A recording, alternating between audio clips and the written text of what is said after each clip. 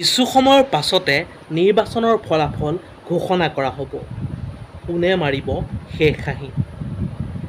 গৌৰৱ গগৈ ডাঙৰীয়াই নে তপন কুমাৰ গগৈদেৱে? আৰু কেইটামান ক্ষণৰ পাছতেই ৰাজহুৱাভাৱে ঘোষণা কৰা হ'ব লোকসভা নিৰ্বাচনৰ ফলাফল। এই মুহূৰ্তত আহি পৰিছে গৌৰৱ গগৈ ডাঙৰীয়াৰ এটা খবৰ। অনুগ্ৰহ কৰি ভিডিঅ'টো প্ৰথমৰ পৰা শেষলৈকে চাব, তেতিয়া ভালদৰে বুজি পাব। গৌৰৱ গগৈ ডাঙৰীয়াৰ খবৰ এটা আহি পৰিছে এই মুহূৰ্তত, এটা বিগ ব্ৰেকিং নিউজ বুলি আপোনালোকে ক'ব পাৰে।